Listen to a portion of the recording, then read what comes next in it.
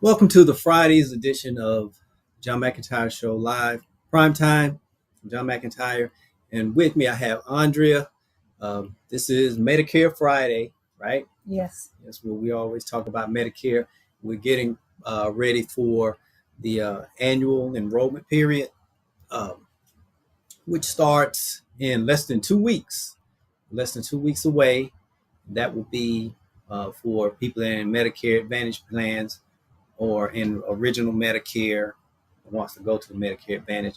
But we're just doing some prep for it, getting geared up for it. I know people are already sick and tired of the commercials. They probably have mail stacked to the ceiling.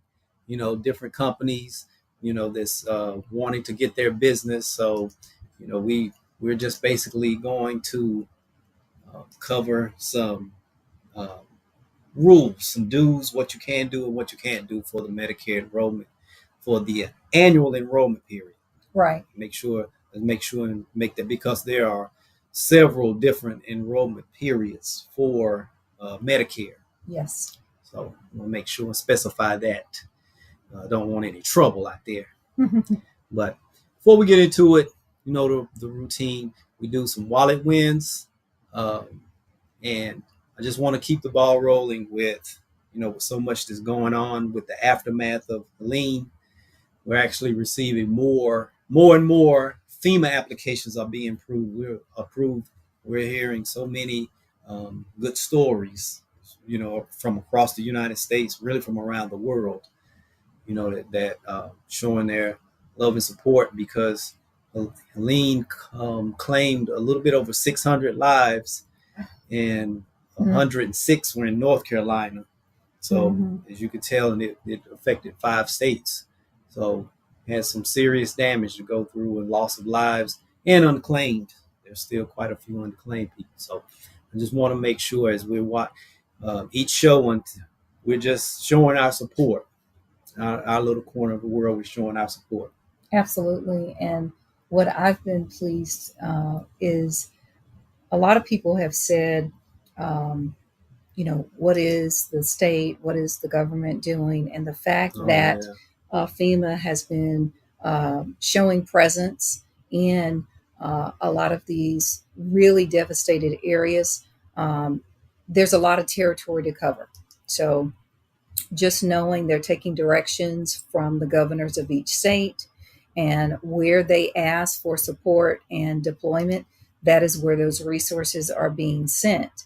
And as they learn more and more, we've noticed that the FEMA presence and really the community presence in each and every state impacted has just been tremendous. So we just want to make sure that we're helping spread the truth, that there is a lot of support that is being poured out. It's not taking away from the devastation, but we do want to share. We consider it a wallet win when people are sharing that not only did they get power, their FEMA applications have been approved.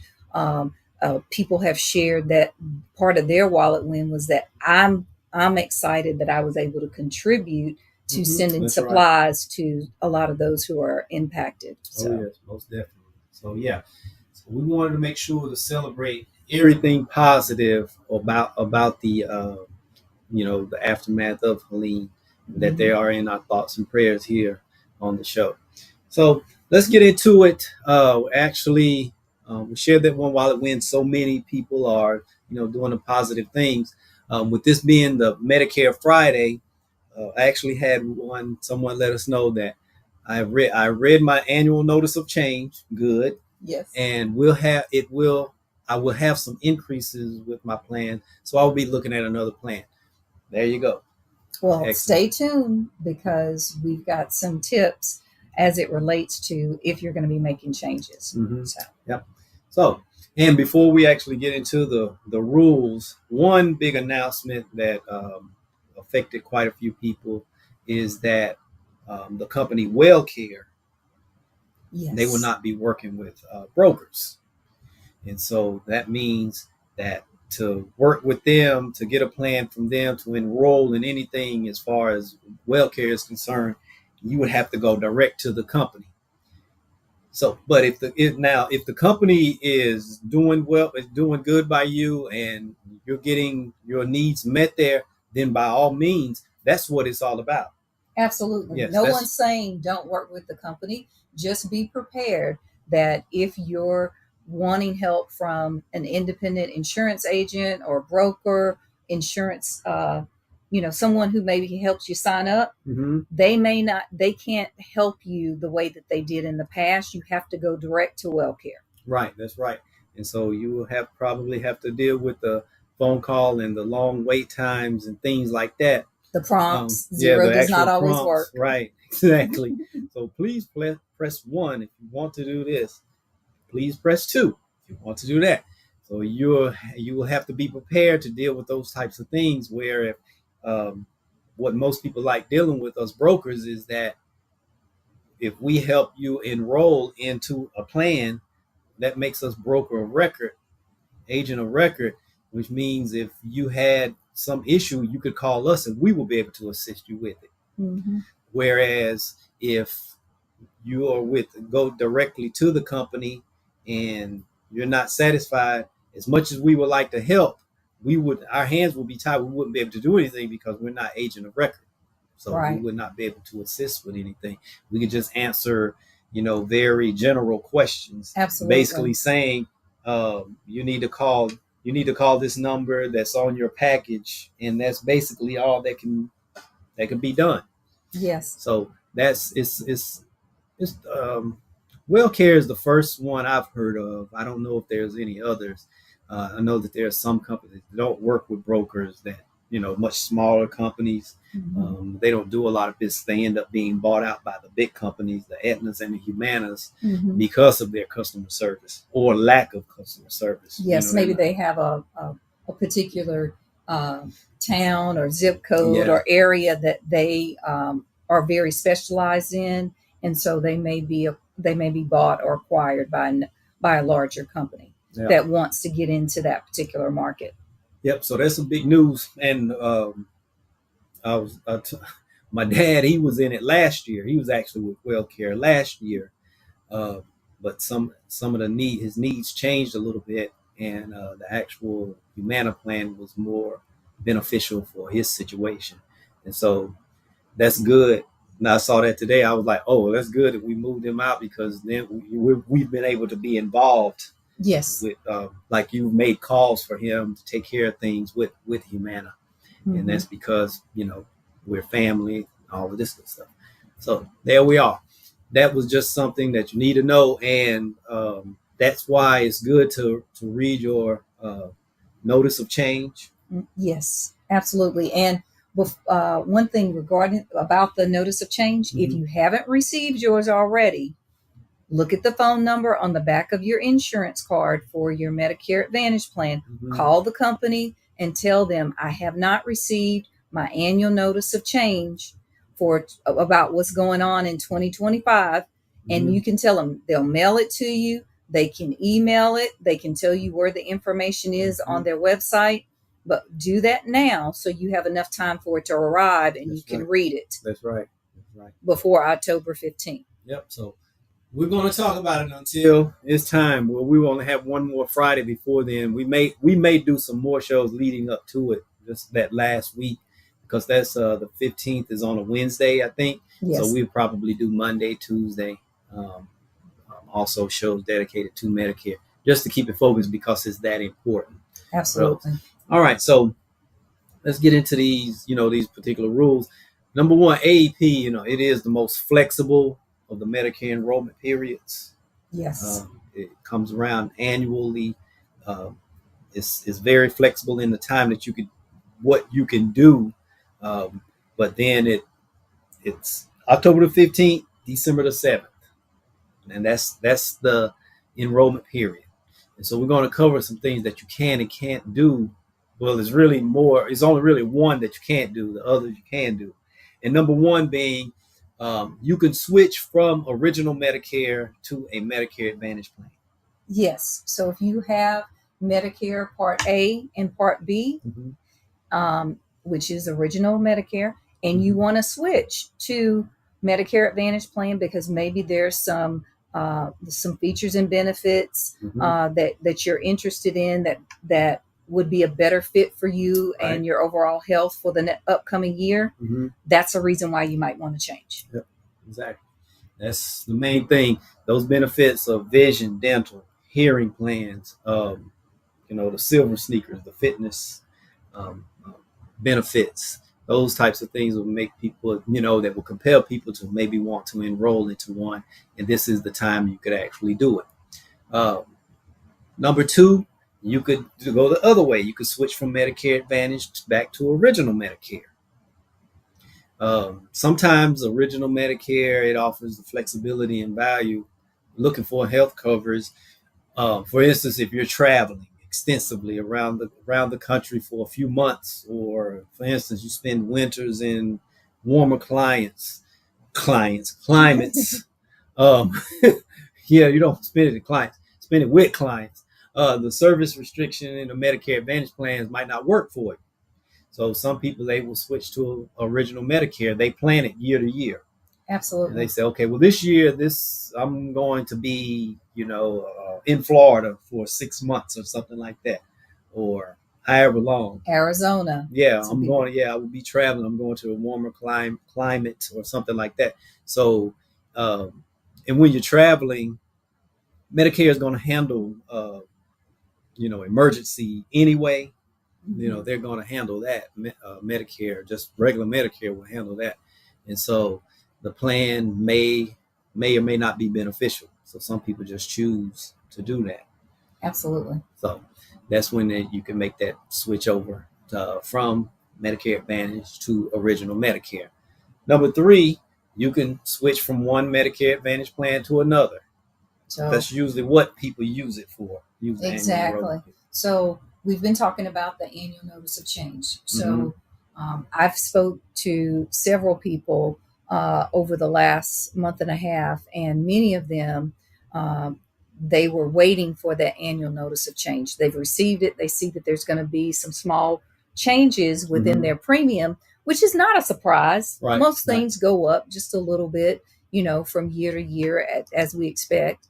But I had a few people who looked at everything, and they noticed that some of their doctors are no longer in network, and so they have a strong relationship with their doctor. They have some medical conditions that they want to make sure that they stay on top of. So they're going to be changing their plan to one that has their doctor now in network, so they can keep that cost down. Yeah, that's very smart to do.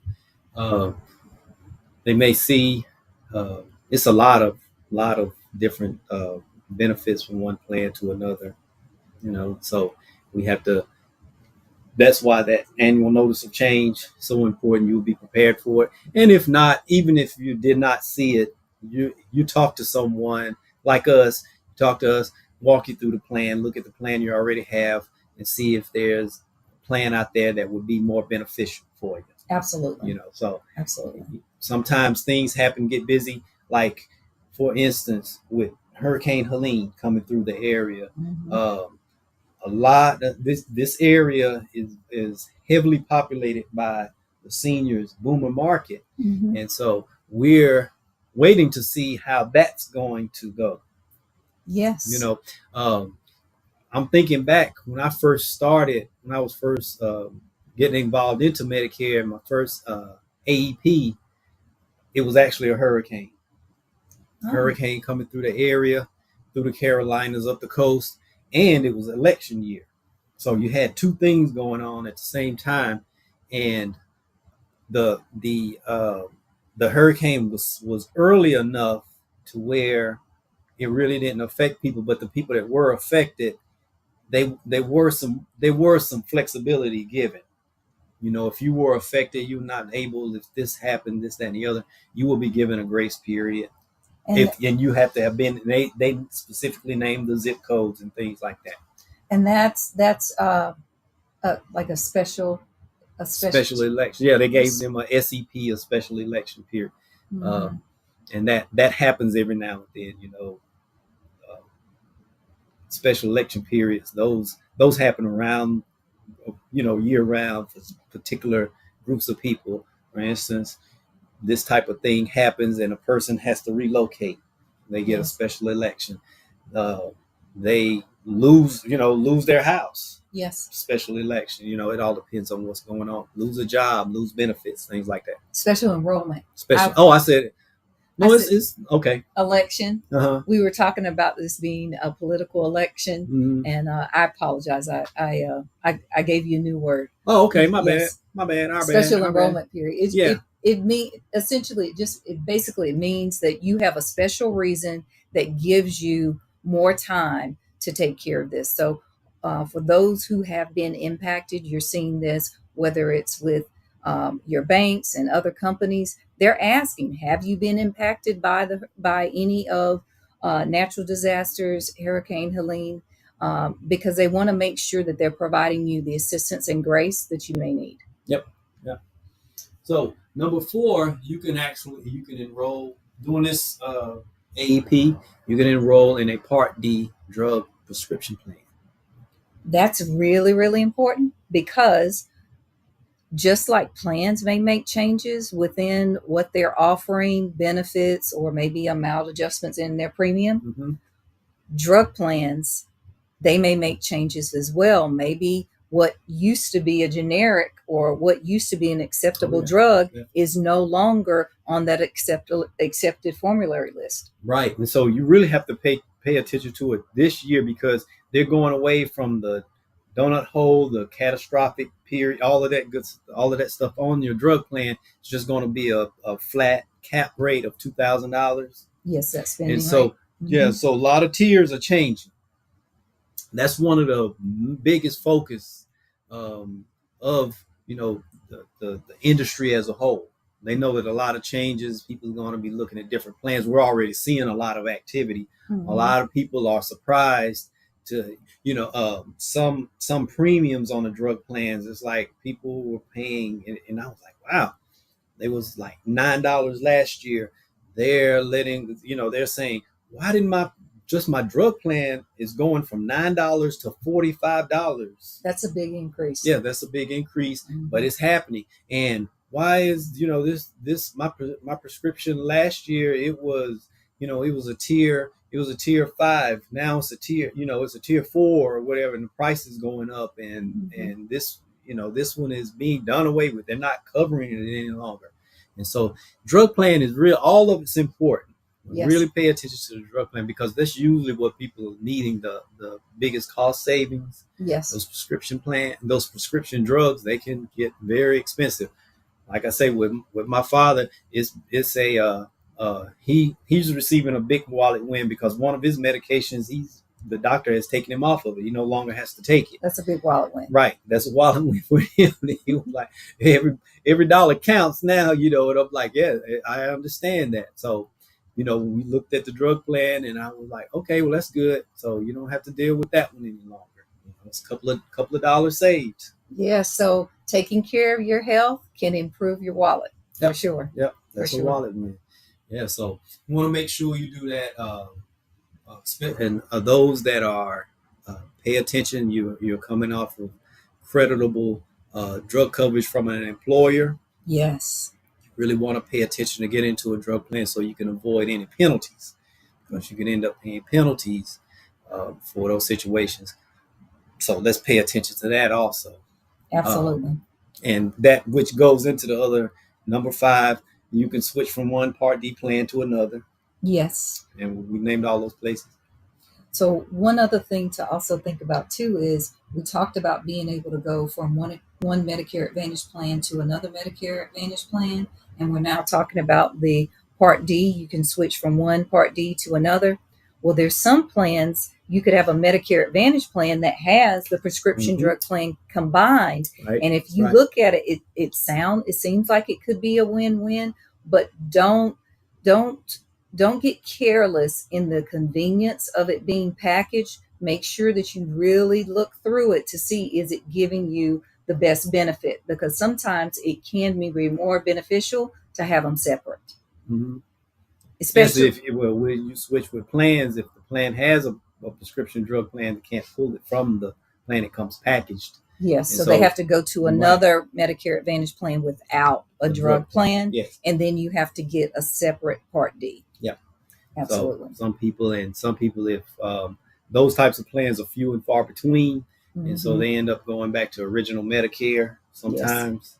Yes. And that's the other one. They end up just dropping the drug plan altogether if they're going into a Medicare Advantage plan with a drug plan, or if they're not happy with the drug plan with their Medicare Advantage plan, then they have to try to find a plan without the drug plan where they can actually purchase a separate prescription drug plan. That doesn't work. Then they have to make the decision. Do I go back to original Medicare so that I can have this particular drug plan, or do I just stick with this one because the benefits that I have with the Medicare Advantage plan? Yes. On the Advantage side. So we have to think about those. Lots of options to consider, and don't be afraid of making choices. You just look at them side by side, and you can do old school pros and cons. We're happy to work with you, or if you're already working with a broker or agent, they will go through something very similar with you as well. Yeah, exactly.